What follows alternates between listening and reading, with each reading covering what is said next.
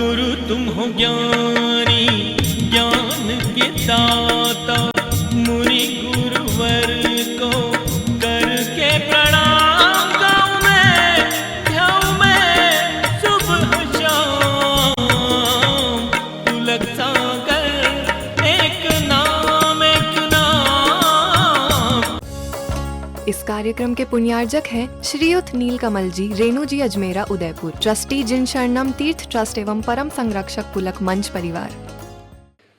प्यारी परिभव्य आत्माओं,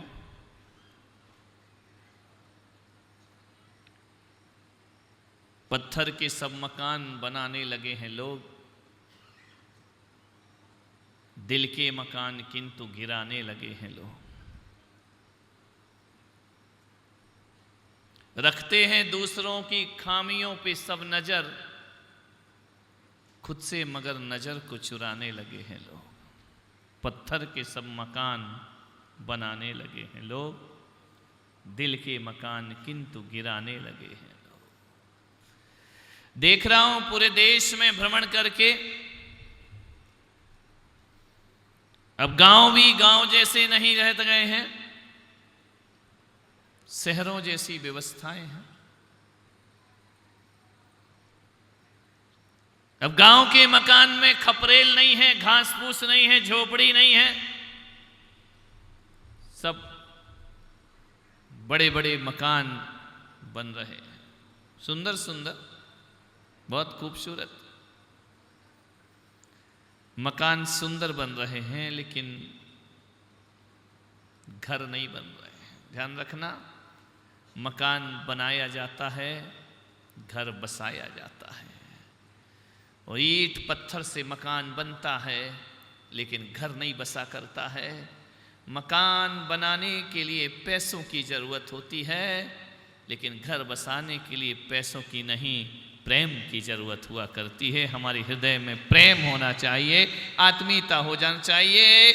मकान बनता है ईंट पत्थरों को जोड़ करके, और घर बसता है दिल से दिलों को जोड़ करके। मान्यवर, आज मकान बहुत हैं, घर दिखाई नहीं देते हैं। घर वो होता है जहाँ चाचा चाची होते हैं, घर वो होता है जहाँ दादा दादी होते हैं, घर वो होता है जहाँ बुआ होती है, घर वो होता है जहाँ मम्मी पापा होते हैं। ध्यान रखना, घर वो होता है जहाँ बच्चों की किलकारियाँ गूंजा करती हैं, उसे हम घर कहा करते हैं। ध्यान रखना, आज घर मकान बन गए पत्थर के, बस ध्यान, ईंट पत्थरों के मकान हैं। घर की नींव रखने के लिए भावनात्मक संबंधों का होना बहुत जरूरी है, संवेदनाओं का होना बहुत जरूरी है, एक दूसरे की जज्बातों को समझना बहुत जरूरी है। अभी मंत्री जी कह रहे थे कि हमें आने वाले भविष्य और देश की चिंता करना है। मैं कहता हूं कि ध्यान रखना, देश सुधारने से पहले व्यक्ति को सुधरना पड़ेगा, क्योंकि व्यक्ति ही देश हुआ करता है। जब व्यक्ति सुधरता है तो एक परिवार सुधरता है, परिवार सुधरता है तो एक समाज सुधरता है, समाज सुधरता है तो पूरा हिंदुस्तान सुधर जाए। जज्बा हर व्यक्ति के अंदर होना चाहिए, अपने राष्ट्र के प्रति, अपने देश के प्रति, अपने वतन के प्रति, अपनी संस्कृति और सभ्यता के प्रति। जो लोग गर्व नहीं करते हैं, उस देश को मिटने में फिर ज्यादा देर नहीं। अपनी संस्कृति पे गर्व करना सीखो,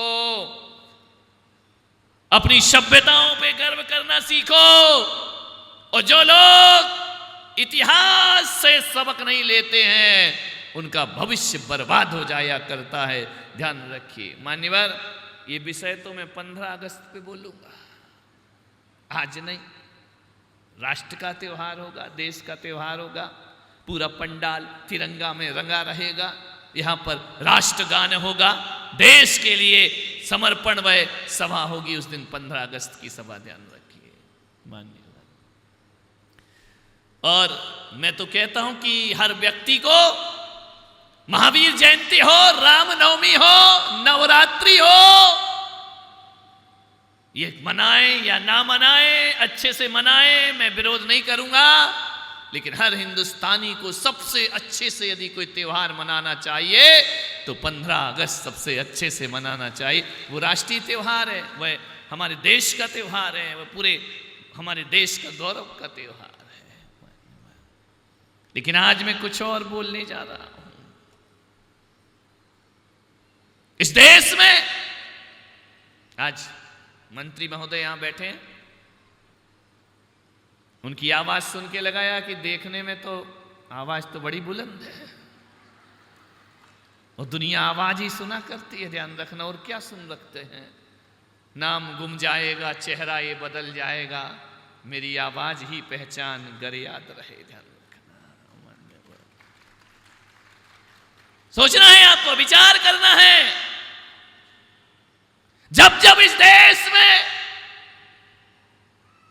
सिंहासन के लिए झगड़ा होता है, वैसे तो 5000 युद्ध झेल चुका है हमारा हिंदुस्तान, और इन युद्धों में, लड़ाइयों में जब जब अधिकतर लड़ाइयां जमीन जायदाद तो धन दौलत को लेकर होती हैं, लेकिन जब जब इस देश में कुर्सी को छीनने के लिए झगड़ा होता है तो महाभारत जैसा युद्ध खड़ा हो जाता है।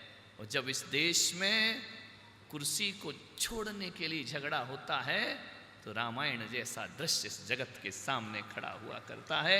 युद्ध दोनों थे, रामायण भी है और महाभारत भी है। महाभारत युद्ध काला इतिहास है, दो भाई कुर्सी पर बैठने के लिए लड़ते हैं, और रामायण ऐसा युद्ध है कि बड़ा भाई कहता है मैं नहीं बैठूंगा और छोटा भाई कहता है मैं नहीं कुर्सी छोड़ने का युद्ध है रामायण, ध्यान रखना। 14 वर्ष चरण पादुकाएं अयोध्या का शासन संभाला करती हैं। क्या लोग रहे वो, क्या मैं दुर्योधन को याद नहीं करना चाहता हूं, मैं दुशासन को याद नहीं करना चाहता हूं, मैं अर्जुन को याद नहीं करना चाहता हूं। यदि श्रद्धा से जब भी राम लक्ष्मण भरत शत्रुघ्न को याद करते हैं तो श्रद्धा से हमारा शीश झुक जाया करता है। ध्यान रखिए क्या आदर्श उन्होंने अपने जीवन में स्थापित किए। ये राम का देश है, ये बुद्ध का देश है, ये भगवान महावीर का, ये त्याग वालों का देश है, ये भोगियों का नहीं, ये योगियों का देश है, जिन्होंने सारे जगत को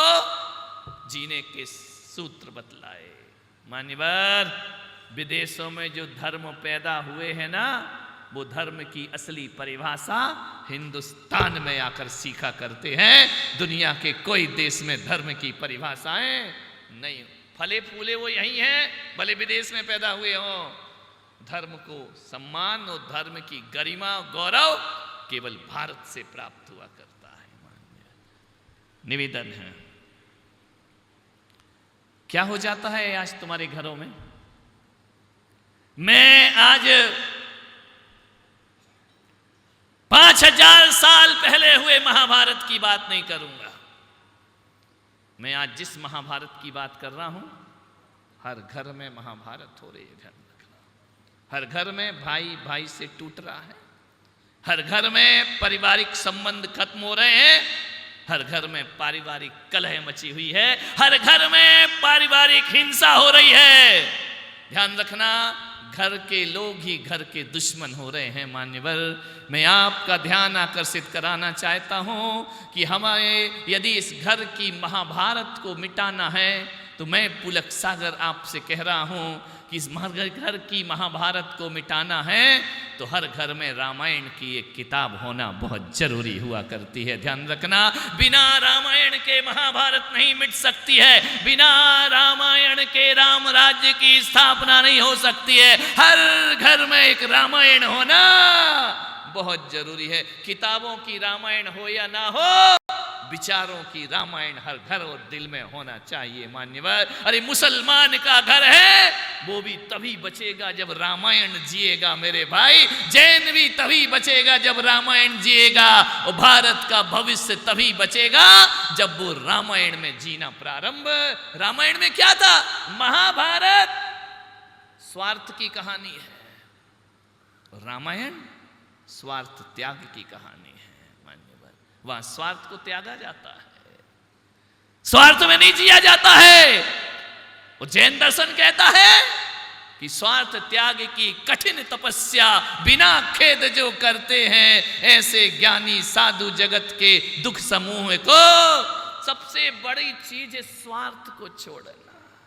आदमी धन छोड़ देता है, रुपया छोड़ देता है, पैसा छोड़ देता है, इतना त्याग कर लेता है, सब चीज त्याग देता है, स्वार्थ नहीं छोड़ पाता है। ध्यान रखना, स्वार्थ त्याग किए बिना ना देश का कल्याण हो सकता है, ना हमारा और तुम्हारा कल्याण हो सकता है। और देश की तो बात छोड़ो, यदि संत भी अपनी निजी स्वार्थ नहीं छोड़ेंगे तो भी वो निर्वाण की यात्रा नहीं कर सकते। स्वार्थ छोड़ो, मैं, मेरा परिवार, मेरा सब कुछ नहीं। मेरे भाई, परिवार को मजबूत करना है तो परिवार के एक एक सदस्य को अपना स्वार्थ छोड़ना पड़े, एक दूसरे के लिए जिए। ध्यान रखना, अयोध्या का परिवार एक दूसरे के लिए जिया करता था, उन्होंने अपने लिए कोई जीवन नहीं जिया है। आपसे निवेदन है, एक मैंने गाना सुना था, मेरे देश की धरती सोना उगले उगले हीरे मोती। मैंने पूरी धरती को छान लिया, मुझे तो नहीं मिला सोना हीरा मोती, साहब ले गए लुटेरे आके। ध्यान रखना, हमारा कोहिनूर भी उठा करके ले गए। लेकिन ले जाओ, मैं पुलक सागर कहता हूँ, मैं कंकड़ पत्थर के हीरों की बात नहीं कर रहा हूँ।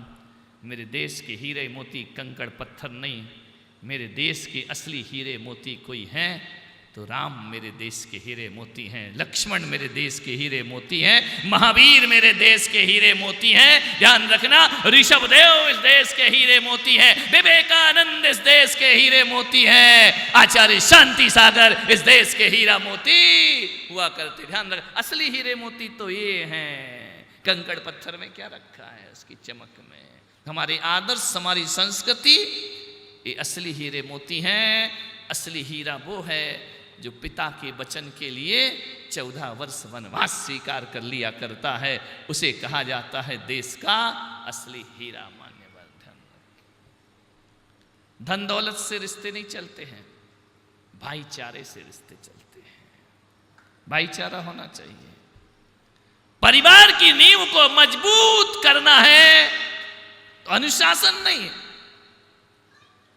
अनुशासन से देश महान नहीं बनेगा, प्रेम अनुशासन होना चाहिए।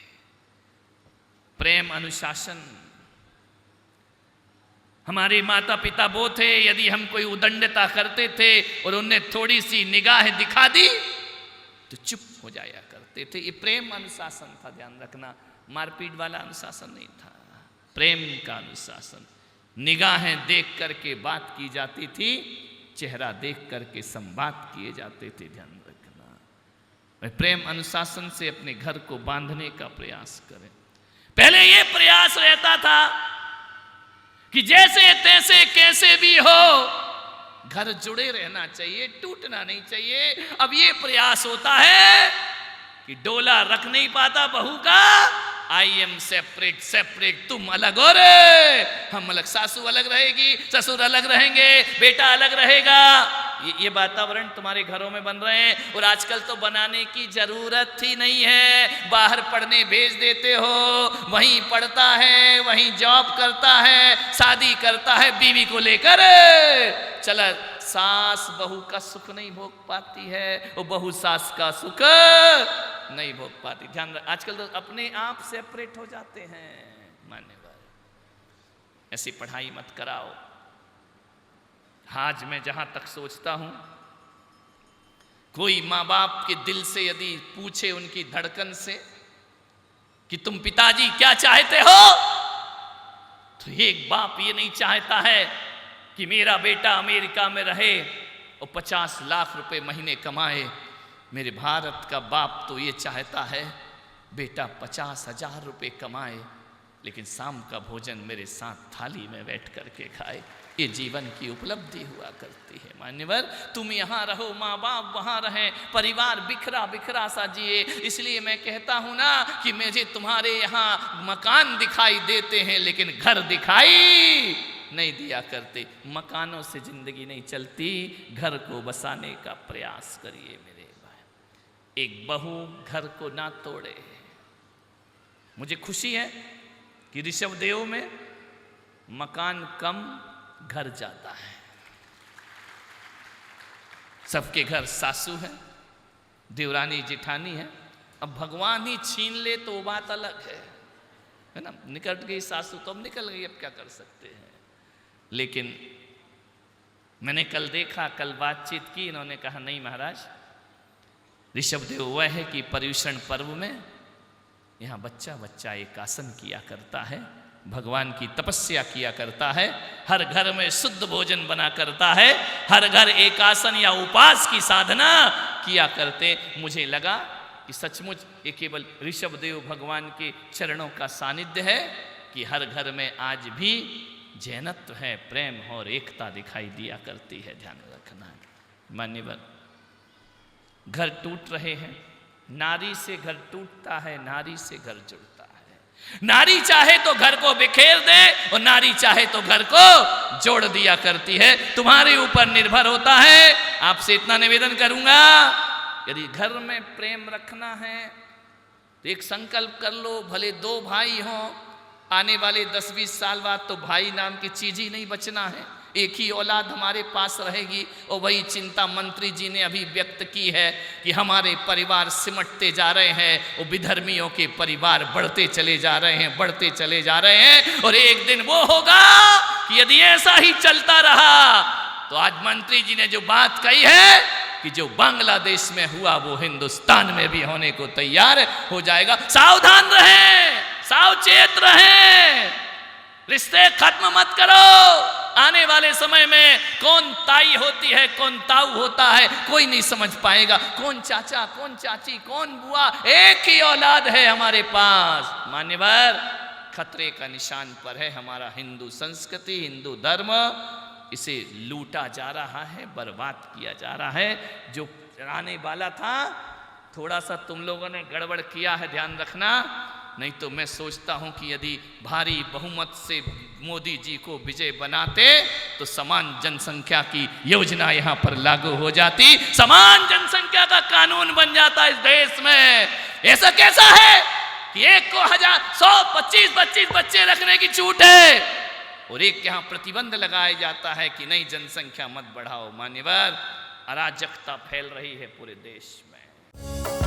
इस कार्यक्रम के पुण्यार्जक हैं श्रीयुत नीलकमल जी, रेणु जी अजमेरा उदयपुर, ट्रस्टी जिन शरणम तीर्थ ट्रस्ट एवं परम संरक्षक पुलक मंच परिवार।